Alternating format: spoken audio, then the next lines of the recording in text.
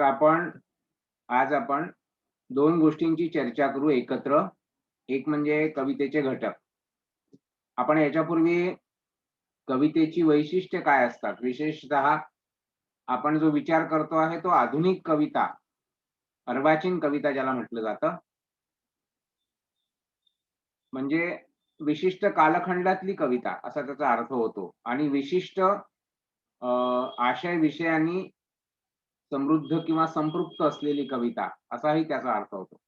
म्हणजे कालखंडाचा विचार त्याच्यामध्ये महत्वाचाच असतो.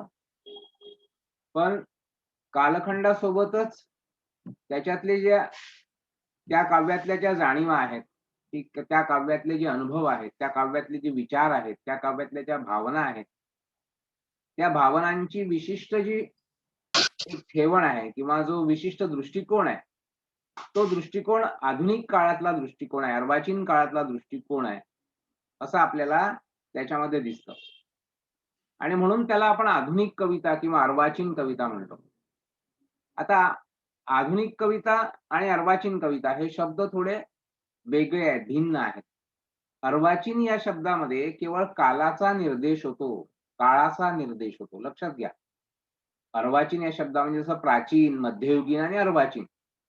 म्हणजे विशेषतः इसवी सन 1800 नंतरचा कालखंड, म्हणजे ज्याच्यानंतर साधारण आपल्या देशामध्ये इंग्रजांचं राज्य स्थापित झालं आणि 1800 किंवा 1818 मध्ये पेशवाई समाप्त झाली. म्हणजे मराठ्यांचं राज्य समाप्त झालं आणि संपूर्ण देशामध्ये इंग्रजांचा एकछत्री अंमल जो आहे तो सुरू झाला. आणि म्हणून आपण म्हणतो की 150 वर्षांचं इंग्रजांचं गुलामीचं राज्य, 150 वर्षांची गुलामगिरी असा आपण उल्लेख करतो. तर त्या त्या गुलामगिरीचा एक प्रकारे प्रारंभ, अर्वाचीन काळातल्या गुलामगिरीचा प्रारंभ म्हणजे अर्वाचीन काळाचा प्रारंभ असं मानलं जातं. आणि म्हणून प्राचीन, मध्ययुगीन आणि अर्वाचीन असे जे मराठी साहित्याचे आपण 3 कालखंड पाडतो. म्हणजे ज्ञानेश्वरांपासून ते आधुनिक काळापर्यंत, त्याला आपण 1800 नंतरचा कालखंड जो आहे, म्हणजे इंग्रजांच्या आगमनानंतरचा कालखंड आहे, त्याला अर्वाचीन कालखंड म्हणतो. पण त्याच कालखंडाला आपण आधुनिक सुद्धा म्हणतो. आधुनिक कालखंड सुद्धा त्याच कालखंडाला आपण नाव देतो. तर ही आधुनिकतेची संकल्पना जी आहे, मॉडर्निझम, मॉडर्निटी जी आहे, ती आधुनिकतेची संकल्पना ही विशिष्ट प्रकारच्या विचारांशी निगडीत आहे, विशिष्ट प्रकारच्या जीवनदृष्टीशी निगडीत आहे, विशिष्ट प्रकारच्या दृष्टिकोनाशी निगडीत आहे, ज्याला आपण आधुनिक दृष्टिकोन म्हणू. जीवनाकडे बघण्याचा एक आधुनिक दृष्टिकोन त्या कालखंडामध्ये निर्माण झालेला आपल्याला दिसतो. आणि त्याच्यातून मग हा जो आधुनिक दृष्टिकोन ज्यावेळी साहित्यातून प्रगटला, ज्यावेळी साहित्यातून निर्माण झाला किंवा ज्यावेळी वेगवेगळ्या प्रकारच्या साहित्य कृतीतून हा दृष्टिकोन यायला लागला, त्या कालखंडातल्या साहित्याला आपण आधुनिक साहित्य असं म्हटलं. आणि म्हणून सर्वप्रथम हा दृष्टिकोन केशवसुतांच्या काव्यामध्ये आपल्याला दिसतो. एका ज्याला गुणवत्तापूर्ण दर्जेदार अशा काव्यामध्ये केशवसुतांच्या काळामध्ये दिसतो. आणि म्हणून आपण अर्वाचीन कवितेचा प्रारंभ जो आहे तो केशवसुतांपासून म्हणतो. म्हणजे 1885 मध्ये केशवसुतांची पहिली कविता प्रसिद्ध झाली आणि त्याच्यामुळे केशवसुतांच्या कवितेचा जो कालखंड आहे तो अर्वाचीन मराठी कवितेचा कालखंड आहे. म्हणजे अर्वाचीन मराठी कवितेच्या प्रारंभाचा कालखंड आहे. अर्वाचीन कालखंड किंवा आधुनिक कालखंड हा मी सांगितलं की त्याच्यापूर्वी 60-70 वर्षे, 1885 म्हणजे 70-80 वर्षे या काळामध्ये या कालखंडाची जडणघडण आपल्याला झालेली दिसते.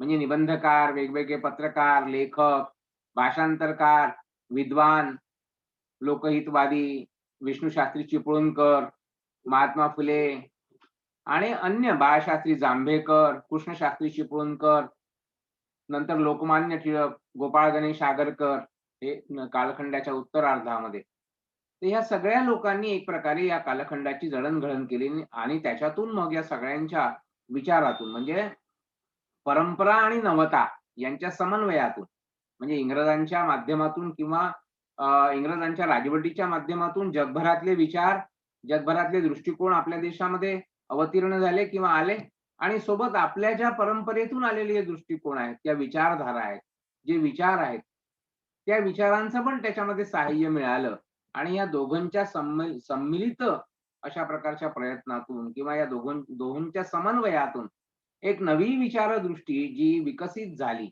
हा, त्या विचारदृष्टीला आपण आधुनिक म्हणतो. म्हणजे कालखंडाच्या दृष्टिकोनातून अर्वाचीन म्हणतो आपण त्याला. म्हणून अनेक लोक, म्हणजे आमचे डॉक्टर अक्षय कुमार काळे यांच्यासारखे समीक्षक जे आहेत, ती अर्वाचीन संज्ञा वापरतात आणि अर्वाचीन संज्ञा वापरली पाहिजे असं त्यांना म्हणतात ते. कारण की अर्वाचीन म्हटलं तर अर्वाचीन कालखंडात निर्माण झालेल्या सगळ्या कवितेचा आपल्याला विचार करता येतो. मग ते अर्वाचीन काळातलं भक्ती साहित्य असो, की अर्वाचीन काळातलं शायरी वाङ्मय असो, अर्वाचीन काळातलं बखर वाङ्मय असो, अर्वाचीन काळातलं महानुभाव वाङ्मय असो, अर्वाचीन काळातली संत काव्याची जी परंपरा अर्वाचीन काळापर्यंत आलेली आहे, महाराजांची आणि वेगवेगळ्या वारकरी संतांची ती असो, त्या सगळ्यांचा समावेश त्याच्यामध्ये करता येतो, आपण जर अर्वाचीन असं म्हटलं तर. पण आधुनिक म्हटलं की थोडं वेगळा त्याच्यामध्ये भाग येतो, की आधुनिक विचारांची, आधुनिक भावना विचारांची, आधुनिक दृष्टिकोनाची कविता म्हणजेच आधुनिक. म्हणून अर्वाचीन आणि आधुनिक या या संज्ञांमध्ये थोडासा भेद आहे संकल्पनांमध्ये. अर्वाचीन ही केवळ काळ दाखवणारी संकल्पना आहे, तर आधुनिक ही काळ आणि विचार हे दोन्ही दाखवणारी संकल्पना आहे. आधुनिक ही काळ आणि विचार, कालखंडही त्याच्यामध्ये दिसतो, की आधुनिक कालखंड आहे. मॉडर्निझम, नवेपणा ज्याच्यामध्ये आहे, नवे विचार ज्याच्यामध्ये आहे, त्याला आपण मॉडर्न म्हणतो. आणि अशा पद्धतीने आधुनिक आणि अर्वाचीन या दोन संकल्पना आपल्या ह्याच्यामध्ये रुजलेल्या आपल्याला मराठी साहित्यामध्ये दिसतात आणि त्या वापरून आपण समोर जातो. आणि म्हणून आपल्या कवितेचं, आपल्या प्रश्नपत्रिकेचं किंवा अभ्यास पत्रिकेचं नाव काय आहे? तर आधुनिक कविता आहे. म्हणजे आधुनिक कालखंडातली आणि आधुनिक विचारांनी अनुप्राणित झालेली, आधुनिक विचारांचं प्रतिबिंब ज्याच्यामध्ये पडलेलं आहे ती कविता. अर्थात ही आधुनिकतेची संकल्पना जी आहे ती आपण समजून घेतलं पाहिजे. आधुनिक म्हणजे काळाने आधुनिक एवढंच आपल्याला म्हणता येत नाही. किंवा पाश्चात्य देशातून जे आलं तेच फक्त आधुनिक असंही नसतं. अनेक विचारवंतांनी देशी आधुनिकता असा शब्द प्रयोग केलाय, की आपली स्वतःची एक आधुनिकता असते. कारण की शेवटी कोणताही समाज जो समोर-समोर येतो, तर त्याच्यामध्ये पण निरंतर परिवर्तन होत राहतं आणि आधुनिकता ही सापेक्ष संकल्पना आहे. जसं ज्ञानेश्वरांच्या कालखंडामध्ये ज्ञानेश्वर हे आधुनिक आहेत बाकीच्यांच्या तुलनेमध्ये. आणि म्हणून कवींनी म्हटलंय, आपणही म्हटलं होतं, मी तुम्हाला सांगितलं होतं ज्ञानेश्वरांच्या विषयी ग्रंथकार म्हणून आपण ज्ञानेश्वरांचा अभ्यास केला, की एखादा कवी त्याच्या कालखंडामध्ये नवा असतो, आधुनिक असतो. आहे की नाही? जसं भगवान बुद्ध आणि भगवान महावीर त्यांच्या कालखंडामध्ये आधुनिक आहेत. शंकराचार्य हे त्यांच्या कालखंडामध्ये आधुनिक आहेत. जुन्या विचारांच्या तुलनेमध्ये त्यांची आधुनिकता आपल्या लक्षात येते. लक्षात घ्या, हे लक्षात घेणं आवश्यक आहे. नाहीतर काही लोकांचं काय मत होतं, किंवा इंग्रजांच्या आगमनानंतर जे आहे ते सगळं आधुनिक. मग ते त्यात काही वाईट असो, बेकार असो, काही असो. तर असं आपल्याला म्हणता येत नाही. आधुनिकता ही प्रत्येक काळाची एक विशिष्ट प्रकारची अवस्था असते. प्रत्येक काळाची विशिष्ट प्रकारची अवस्था असते आणि परंपरा आणि आधुनिकता, परंपरा आणि नवता यांचा एक दुसऱ्यांशी घनिष्ठ संबंध असतो. परंपरेच्या हातात हात घालून आधुनिकता, नवता प्रत्येक काळामध्ये अवतीर्ण होत असते. म्हणून ज्ञानेश्वरांना काय म्हणतात? "बड्या बंडवाल्यात ज्ञानेश्वर माने मैला." पहिला बंडखोर असं म्हणतात. पहिला बंडखोर म्हणजे पहिला त्या काळातला आधुनिक कवी. रोमॅन्टिक कवी असं राशा वाळिंबे म्हणतात ज्ञानेश्वरांना. स्वच्छंदतावादी कवी एक प्रकारचा, मुक्त अशा. म्हणजे हे त्या काळातलं त्या माणसाचं कार्य जे असतं, ते त्या काळात आधुनिकच असतं. हे लक्षात घ्या.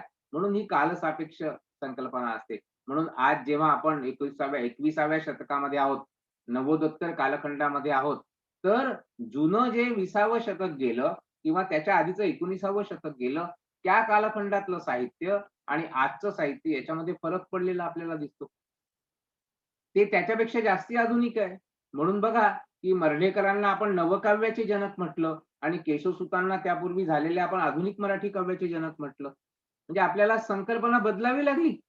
आधुनिकातलं नवं, आधुनिकांमध्ये अजून आधुनिक, म्हणजे आधुनिकपेक्षाही अजून आधुनिक असं मर्ढेकरांच्या काव्यामध्ये काहीतरी आपल्याला सापडतं, दिसतं, वेगळेपणा दिसतो.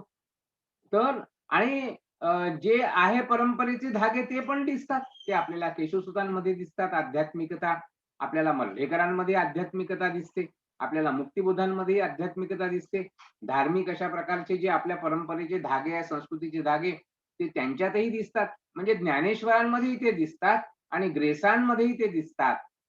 परंपरेचे धागे, आपल्या संस्कृतीचे धागे, याचा अर्थ काय आहे? याचा अर्थ आधुनिकता म्हणजे अशी काही आयसोलेट, वेगळी, स्वतंत्र, फक्त आधुनिक काळामध्ये अशी संकल्पना नसते. आधुनिकमध्ये सुद्धा परंपरेचे धागे मिसळलेले असतात. आणि परंपरा आणि नवता या परस्पर जीवी असतात, एकमेकांवर आधारित असतात. म्हणून आधुनिकतेची संकल्पना समजून घेताना आपण थोडा विवेकाने विचार केला पाहिजे, असं मला नेहमी वाटतं. तर ही जी आधुनिक काळातली कविता आहे, म्हणजे इसवी सन 1885 नंतर आपण म्हणू. आधुनिक साहित्याचा कालखंड हा 1800 पासून नंतरचा आपण धरतो. हेही लक्षात ठेवा. पण नवे-नवे विचार आले, नव्या-नव्या गोष्टी स्वीकारल्या परदेशातून. जसं आपण विष्णूशास्त्री चिपळूणकरांनी म्हटलं होतं, की इंग्रजी भाषा ही वाघिणीचं दूध आहे. इंग्रजी भाषा ही वाघिणीचं दूध आहे आणि ते वाघिणीचं दूध पिऊन आपल्या इकडचे साहित्यिक पुष्ट झाले. आपल्या इथले साहित्यिक आणि त्यांच्या विचारांमध्ये एक नवी झळाळी प्राप्त झाली. आणि म्हणून सगळे त्या काळातले विचारवंत बघा, इंग्रजीवर त्यांचं प्रभुत्व आहे. स्वामी विवेकानंद जेव्हा 1893 मध्ये इथे गेले, आपल्या अमेरिकेला गेले, शिकागो सर्वधर्म परिषदेमध्ये.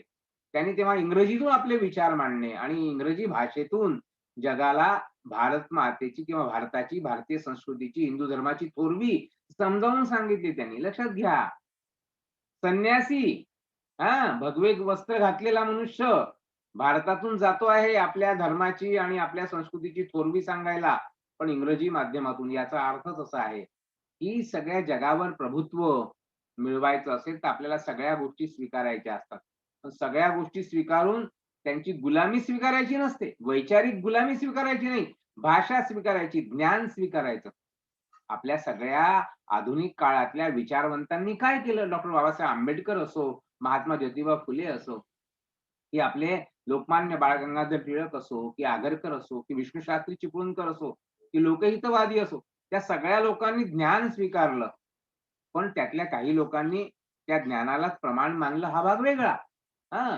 पण बहुतांशी विचारवंतांनी, म्हणजे महात्मा गांधी असो, बहुतांशी विचारवंतांनी विदेशातून ज्ञान स्वीकारलं, पण आपल्या परंपरेचा धिक्कार कधीही केला नाही. आपल्या संस्कृतीचं मोठेपण, आपल्या संस्कृतीची अस्मिता कधीही सोडली नाही. उलट ती अस्मिता जपली आणि ती अस्मिता जगासमोर मांडली. आणि म्हणून तर इंग्रजांच्या गुलामगिरीच्या राजवटीविरुद्ध त्यांना संघर्ष करता आला आणि आपल्या समाजाला जागं करता आलं आणि मग इंग्रजांची गुलामगिरी उद्ध्वस्त केली. स्वातंत्र्यवीर सावरकरांसारखे क्रांतिकारक असो किंवा महात्मा गांधींसारखे बॅरिस्टर होऊन आलेले, म्हणजे बघा, स्वातंत्र्यवीर सावरकरही बॅरिस्टर व्हायला लंडनला गेले होते, महात्मा गांधी गेले होते आणि दोघंही वकिलीच्या नंतरची परीक्षा पास करून भारतामध्ये आले आणि त्यांनी स्वातंत्र्याचं युद्ध, म्हणजे महात्मा गांधी आफ्रिकेमध्ये जाऊन त्यांनी स्वातंत्र्याचा लढा एक प्रकारे तिथल्या लोकांसाठी सुरुवात केला आणि ते भारतात आले. तर असं आपल्याला दिसतं, की सर्व म्हणजे अत्यंत ज्याला म्हणून जहाल क्रांतिकारक जे होते, त्यांच्यापासून तर अहिंसात्मक मार्गाने लढा उभारणारे किंवा सुभाष बाबूंसारखे विदेशात जाऊन आपली आझाद हिंद फौज उभारणारे, हे सगळे लोक जे आहे, या सगळ्या लोकांमध्ये परंपरा आणि नवतेचा समन्वय आपल्याला दिसतो. विदेशी भाषा, परदेशी गोष्टी, पाश्चात्य संस्कार, पाश्चात्य नवे-नवे विचार, हे सगळे त्यांनी स्वीकारले. पण हे स्वीकारताना त्यांनी आपल्या संस्कृतीचा विसर स्वतःला कधीही पडू दिला नाही. उलट आपल्या संस्कृतीचं मोठेपण, विवेकानंद असो, महात्मा गांधी असो, सुभाषचंद्र बोस असो, सावरकर असो, लोकमान्य बाळ गंगाधर टिळक असो, या सगळ्यांच्या चरित्रामध्ये, जीवनामध्ये, त्यांच्या लेखनामध्ये आपल्याला या गोष्टीचं प्रतिबिंब वारंवार पडलेलं दिसतं, की या लोकांनी आंधळेपणाने परदेशी गोष्टी स्वीकारल्या नाहीत. जे काही जगामध्ये, जे उत्तम, उदात्त, उन्नत, जे काही जगामध्ये चांगलं आहे ते स्वीकारायचं आणि त्याचा उपयोग मात्र आपल्या समाजाच्या, आपल्या संस्कृतीच्या, आपल्या देशाच्या, आपल्या धर्माच्या कल्याणासाठी करायचा, हा दृष्टिकोन आहे सगळ्यात. आणि म्हणून आधुनिक भारताची जी निर्मिती केली ज्या लोकांनी, त्या आधुनिक भारताचे जे सगळे निर्माते आहेत आपल्या देशातले, म्हणजे इव्हन डॉक्टर बाबासाहेब आंबेडकरांचा विचार करा तुम्ही. त्यांनी बौद्ध धम्माची दीक्षा घेतली. कोणत्याही परदेशी विचारांची दीक्षा घेतली नाही. ना त्यांनी मार्क्सवाद स्वीकारला, ना त्यांनी कोणता ख्रिश्चनची स्वीकारली. परदेशातून आलेला कोणताही विचार न स्वीकारता आपल्या भारतीय धर्म परंपरेमध्ये, आपल्या सांस्कृतिक परंपरेमध्ये जे बौद्ध धर्माचं दर्शन आहे, बौद्ध चिंतन आहे, ते बौद्ध चिंतन पंचशिलावर आधारित असलेलं, 4 आर्य सत्यांवर आधारित असलेलं, अष्टांग मार्गावर आधारित असलेलं, जे आपल्या संस्कृतीमध्ये ज्याची मुळं रुजलेली आहेत, ते स्वीकारलं आणि आपल्या सगळ्या दलित बांधवांना त्याची दीक्षा दिली. हे लक्षात घ्या. या सगळ्या विचारवंतांनी आणि सगळ्या महापुरुषांनी आपल्या संस्कृती परंपरेचा विसर कधीही पडू दिला नाही. आणि म्हणून आधुनिक काळाचं हे महत्वाचं वैशिष्ट्य आहे, की आधुनिक काळामध्ये भारतीय संस्कृती परंपरेचा प्रवाह आणि पाश्चात्यांकडून आलेला ज्ञानाचा प्रवाह या दोघांचा समन्वय आधुनिक काळामध्ये झालेला दिसतो. तसाच तो साहित्यामध्येही झिरपलेला आहे. साहित्य काय असतं शेवटी? साहित्य हा समाजाचा आरसा असतो. साहित्य हे समाजाचं दर्पण असतं, असं अनेक लोकांनी म्हटलंय. साहित्य हे समाजाचा आरसा असतो आणि त्याच्यामुळे समाजाच्या जडणघडणीचं प्रतिबिंब साहित्यामध्ये पडलेलं असतं. साहित्य हा मानवी भावभावनांचा त्या काळाचा एक प्रकारचा तुकडा असतो आणि तो तुकडा जो काळाचा तुकडा असतो, तो आपल्यापर्यंत पोहोचतो साहित्याच्या माध्यमातून. सगळी संस्कृती साहित्याच्या माध्यमातून आपल्यापर्यंत येते. साहित्य हे साधन आहे, साहित्य हे माध्यम आहे संस्कृतीचा प्रवाह जिवंत ठेवण्याचं. म्हणजे ज्ञानेश्वरांच्या कालखंडातल्या सगळ्या विचारधारा, संत साहित्याची जीवनमूल्य आजही आपल्यापर्यंत जी आलेली आहे. आता विश्वात्मके देवे येणे वाग्यज्ञ तोषावे. ही जी पसायदान आहे, ही विश्वमंगलाची जी प्रार्थना आहे, मानवतेची जी प्रार्थना आहे, ती आपल्यापर्यंत आलेली आहे. कशाच्या माध्यमातून? साहित्याच्या माध्यमातून. साहित्याची गंगा अशी वाहत येते. आणि त्याच्यामुळे आधुनिक काळामध्ये सुद्धा म्हणून आधुनिक आणि अर्वाचीन या संकल्पनांविषयी आपल्या मनामध्ये कधी गोंधळ होतो, की आधुनिक म्हटलं म्हणजे सगळं पाश्चात्यच आहे, असा त्याचा अर्थ होत नाही. आधुनिक याचा अर्थ आपलं आधुनिक, आपल्या देशाचं आधुनिक. शेवटी प्रत्येक देशाची आपली स्वतःची आधुनिकता असते. हे लक्षात घ्या, हे महत्वाचं. प्रत्येक देशाची आपली स्वतःची आधुनिकता असते आणि त्या आधुनिकतेच्या प्रकाशामध्ये आपण सगळ्या गोष्टी बघत असतो. त्या आधुनिकतेच्या कोणत्या? माझ्या आधुनिकतेच्या. त्याला देशी आधुनिकता असं म्हटलं आहे. दिलीप चित्रे असो, भालचंद्र नेमाडे असो आणि हे जे देशीवादी विचारवंत आहेत सगळे आपल्या देशातले संस्कृतीवादी विचारवंत आहेत. डॉक्टर सुधीर रसाळ असो, अमर्त्य सेन असो, यांनी आपापल्या ग्रंथांमध्ये या सगळ्या गोष्टींचा उहापोह केलेला आहे. तर ही जी आपली स्वतःची आपल्या परंपरेची संस्कृतीतून आलेली आणि बाह्य सगळ्या गोष्टींचा स्वीकार करून त्या बाह्य गोष्टी असतात त्याचा आपण स्वीकार करतो. त्याला संस्कृती संक्रमण म्हणतात. त्याला देशीकरण म्हणतात. त्याला समावेशकता म्हणतात. आपण आपली जी परंपरा कशी आहे, आपण सगळ्यांचा स्वीकार करतो. आपण देशातल्या अनेक संस्कृतींचा स्वीकार करतो. म्हणून ते इक्बालचं प्रसिद्ध एक ओळी आहेत आपल्या संस्कृतीविषयी, की "युनान, रोम, मिस्र सब मिट गए जहां से, बाकी मगर बचा है नामो निशा हमारा. कुछ बात है कि हस्ती मिटती नहीं हमारी, सदियों से रहा है दुश्मन दौरे जहां हमारी." कुछ बात है की हस्ती मिटती नहीं हमारी. तर आपल्यामध्ये जो इन्क्लुझिव्हनेस आहे, इन्क्लुझिव्हनेस आहे म्हणजे आपण समावेशकता जी आहे, आपण सगळ्या गोष्टींचा स्वीकार करतो. ही जी स्वीकार्यता आहे, स्वीकारतत्व आहे हे संस्कृतीचं. त्याच्याप्रमाणे गांधीजींनी पण तेच म्हटलं होतं, की गांधींचं प्रसिद्ध वाक्य आहे, पवन वर्मांनी जे पुस्तक लिहिलंय बिंग इंडियन नावाचं.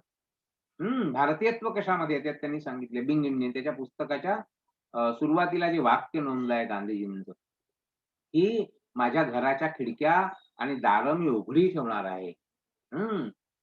आणि सगळे विचार माझ्याकडे आले पाहिजे. आओ कोई भी धर्मी, आओ कोई भी पंथी, सबके लिए खुला है मंदिर ये हमारा. असं जे तुकडोजी महाराज, राष्ट्रसंत तुकडोजी महाराज म्हणतात ना, त्या अर्थाने म्हणतात. याचा अर्थ सगळ्यांना खुला, याचा अर्थ त्यांच्या आहारी नाही जाणार आम्ही. आपण गांधीजींनी म्हटलंय त्याच्यामध्ये, की आमच्या घराच्या दारं खिडक्या उघड्या आहेत, पण माझा जो घराचा पाया आहे, तो मजबूत आहे. त्या पाश्चात्य विचारांच्या वादळाने माझ्या घराचा पाया मात्र मी नष्ट होऊ देणार नाही. तो मात्र माझ्या भारतीय संस्कृतीचाच आहे, माझ्या भारतीय परंपरेचाच आहे. माझ्या देशी परंपरेचा आहे, स्वदेशी परंपरेचा आहे. म्हणून तो स्वराज चाहिए, स्वदेशी. स्वराज्य हा माझा जन्मसिद्ध हक्क आहे असं लोकमान्य टिळकांनी जे म्हटलं, त्याच्यामध्ये त्यांनी स्वदेशीचा आग्रह धरला. म्हणून छत्रपती शिवाजी महाराजांच्या साम्राज्याला सुद्धा आपण काय म्हणतो? हिंदवी स्वराज्य म्हणतो. स्वराज्य, स्वतःचं राज्य, स्वतःच्या धर्म संस्कृतीचं राज्य, स्वतःच्या विचारांचं राज्य आणि हे महत्वाचं. तर आधुनिकता आणि अर्वाचीनता या संकल्पना आपण जेव्हा समजून घेतो, तेव्हा आपण ह्या परंपरेचा धागा पण लक्षात घेतो. म्हणून केशवसुतांपासून मर्ढेकरांपर्यंतच्या आणि मर्ढेकरांपासून ग्रेसांपर्यंतच्या सगळ्या काव्यामध्ये आपल्याला दिसतं, की संस्कृती परंपरेचा आणि आधुनिकतेचा संगम झालेला आहे, समन्वय झालेला आहे. आणि त्याच्यातून एक नवी आधुनिकता, नव्या काळातली नवी आधुनिकता विकसित झालेली आहे. प्रत्येक काळामध्ये तशा प्रकारची नवी-नवी आधुनिकता आणि आपल्या संस्कृतीची म्हणून जी आधुनिकता असते ती विकसित होत असते. त्या कालखंडाचा विचार आपण करतोय, आधुनिक कालखंडाचा. हे बघा, आधुनिक काव्याचे लक्षणं काय असतात, ते आपण मागच्या वेळेला पाहिले, की लयबद्धता, इथपासून तर सेंद्रियत्व कसं असतं, विविध घटकांची ऑर्गॅनिक युनिटी काव्यामध्ये कशी असते, लयबद्धता हे तत्व कसं आहे, अल्पाक्षरत्व हे तत्व कसं आहे, जीवनाशय क्षमता हे तत्व कसं आहे. अशा अनेक तत्वांचा आपण विचार केला, 7 घटकांचा आपण विचार केला, की ती 7 घटक म्हणजे अर्वाचीन काव्याची वैशिष्ट्य कशी आहेत, अर्वाचीन कवितेची. आणि अर्वाचीन कवितेचं महत्वाचं वैशिष्ट्य काय असतं? अर्वाचीन कविता ही स्फुट कविता असते. ती लघु आकाराची कविता असते. लक्षात घ्या, अर्वाचीन कवितेचं महत्वाचं वैशिष्ट्य काय आहे? ती स्फुट कविता आहे, ती लघु आकाराची कविता आहे, ती छोटी कविता आहे, ती भावकविता आहे.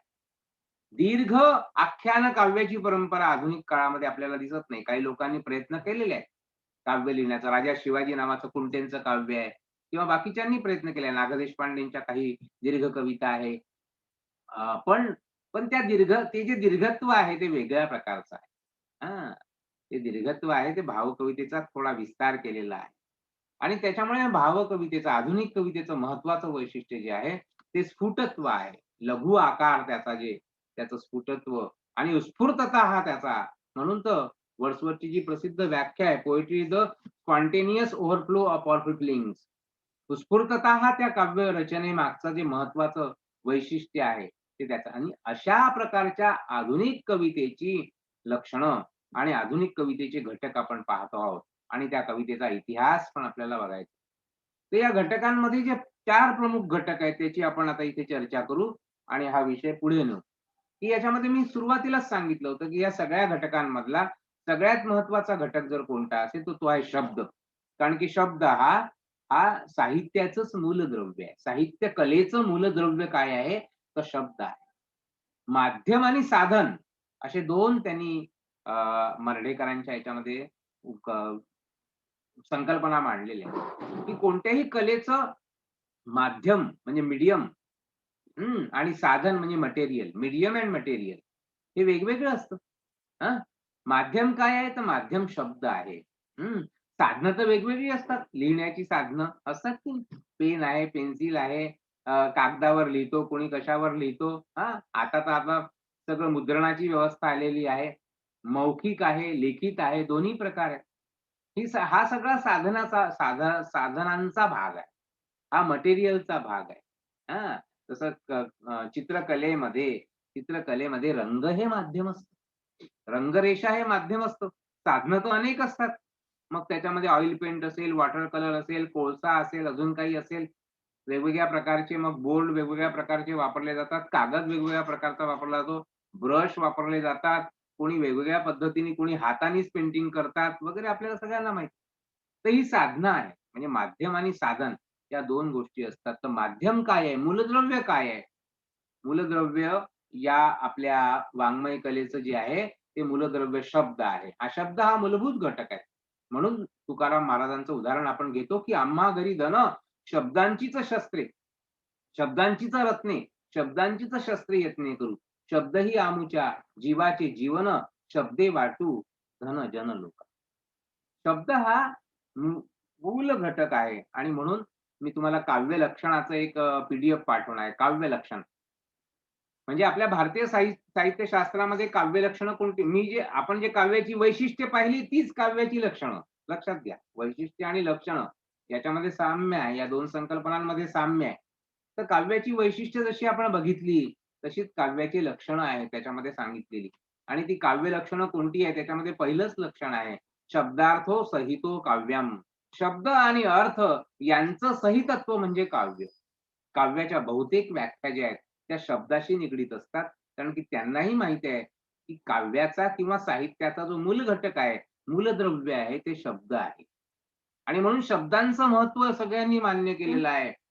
बोली अरूपाचे रूप दाविनं, अतींद्रिय ते भोगविन इंद्रिया करवी. असं ते ज्ञानेश्वर महाराज म्हणतात ना, ते शब्दांच्या संदर्भात म्हणतात.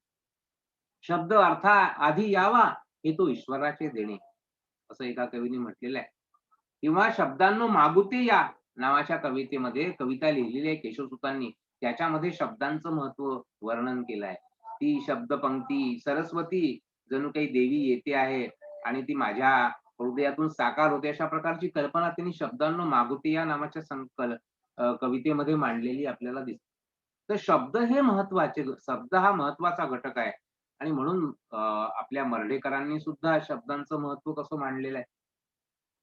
त्यांनी जेव्हा संतांशी आपल्या काव्याची तुलना करतात ते, तेव्हा ते म्हणतात, की कुठे ज्ञानेश्वर श्रेष्ठ, कुठे तुकाराम पवित्र, कुठे समर्थ धीरोदात्त संत सर्व.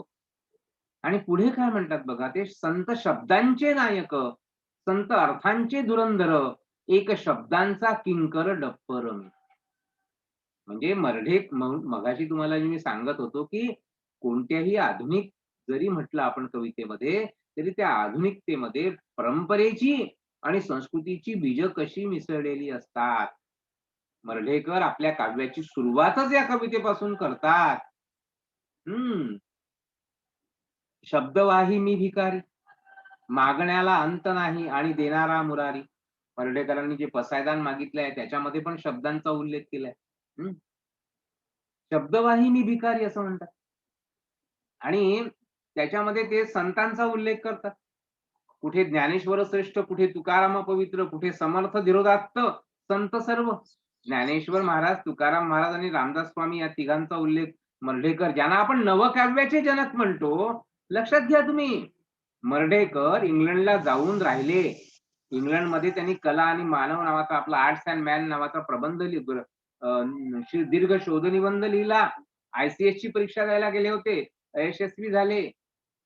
मुंबईच्या इलिस्ट्रेटेड वीकलीमध्ये त्यांच्या कविता इंग्लिशमध्ये प्रकाशित झाल्या होत्या.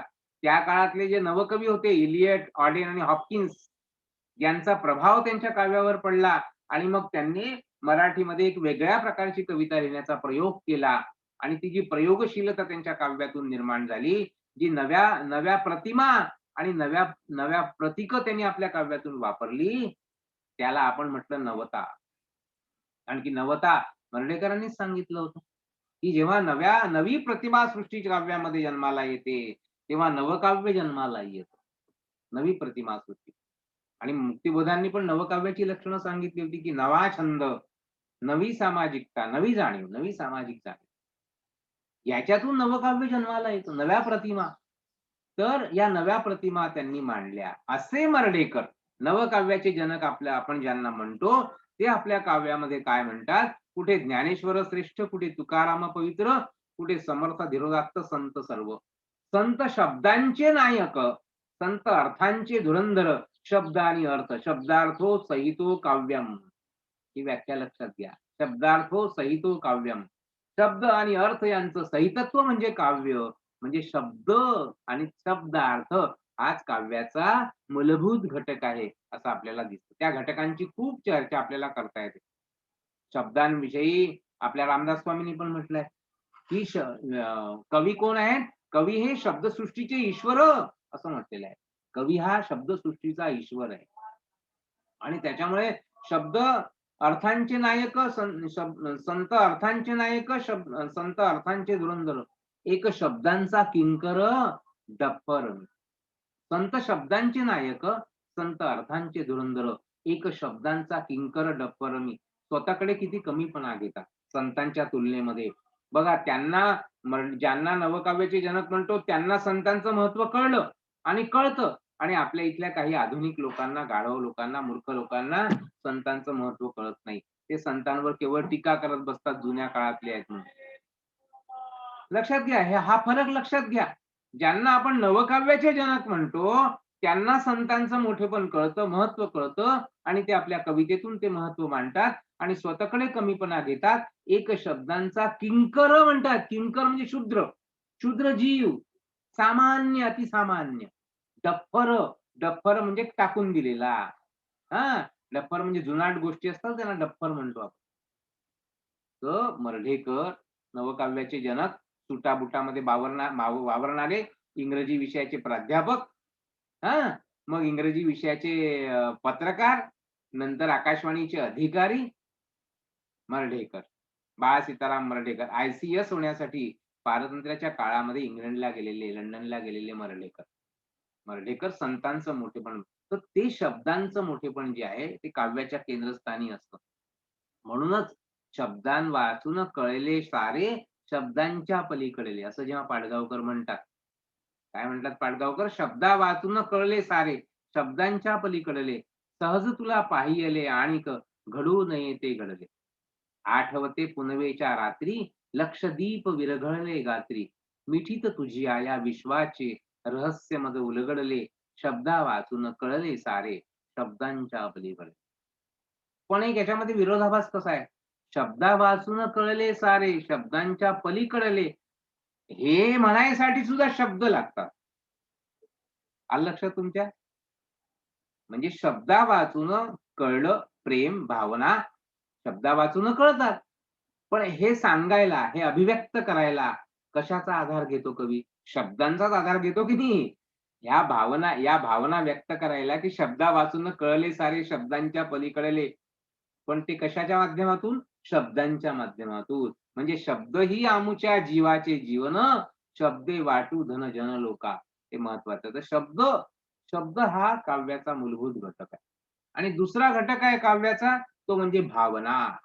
अत्यंत महत्वाचा घटक आहे. भावना. आणि कारण की बहुतेक व्याख्या ज्या आहेत, त्याच्यामध्ये भावना हा महत्वाचा घटक आहे. Emotive element and thoughtful element. Emotive element and thoughtful element हा गद्य आणि पद्याला वेगळा करणारा घटक आहे. भावना हा काव्याचा महत्वाचा घटक आहे. म्हणून भावकविता, आधुनिक कवितेला आधुनिक कवितेचा एक मध्यवर्ती काव्य प्रवाह जो आहे, त्याला भावकवितेचा प्रवाह असं म्हणतात. भावकविता असं म्हणतात. कविता आणि प्रतिमा नावाच्या ग्रंथामध्ये आपल्या डॉक्टर सुधीर रसाळ नावाचे विद्वान जे आहेत, हं, त्यांनी कवितेचे प्रकार केलेले आहेत. त्याच्यामध्ये त्यांनी कथाकाव्य, कथा-कविता, नाट्य कविता, भाव कविता आणि गीत असे कवितेचे 4 प्रकार, प्रमुख प्रकार केलेले आहेत. आणि त्यातला भावकवितेचा जो प्रकार आहे, तो अत्यंत मध्यवर्ती प्रवाह असा मानला जातो. तर ही जी भावकविता आहे, त्याला नावच भावकविता आहे. म्हणजे भावनांवर आधारित ती कविता आहे. म्हणजे नॅचरल इन्स्टिंक्ट ज्या असतात ना माणसाच्या मनातल्या भावना. म्हणून बघा आपल्या रससंकल्पनेमध्ये सुद्धा मध्यवर्ती आणि घटक कोणता आहे? भावनाच आहे. रस म्हणजे काय? भावना. आपण रसाचा आस्वाद घेतो म्हणजे काय? भावनांचा आस्वाद घेतो.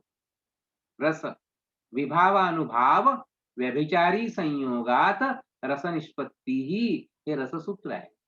विभाव, अनुभाव आणि व्यभिचारी भाव यांच्या संयोगातून रसनिष्पत्ती होते. आहे की नाही? तर ही रस म्हणजे एक प्रकारच्या भावनाच आहे, भाव आहे. असं आपल्या लक्षात येतं. तर भावना हा काव्याचा सुद्धा महत्वाचा घटक आहे, लक्षात येतं. म्हणजे वेगवेगळ्या प्रकारच्या भावना जसं नॅचरल इन्स्टिंक्ट सांगितले आहेत वेगवेगळ्या प्रकारच्या. प्रेम, राग, द्वेष, असूया आणि ह्या अशा सगळ्या प्रकारच्या भावना. वत्सल भाव म्हणून आपल्याला रसांमध्ये जे सगळे हे दिसतात ना, शृंगार, हास्य, करुणा, रौद्र, वीर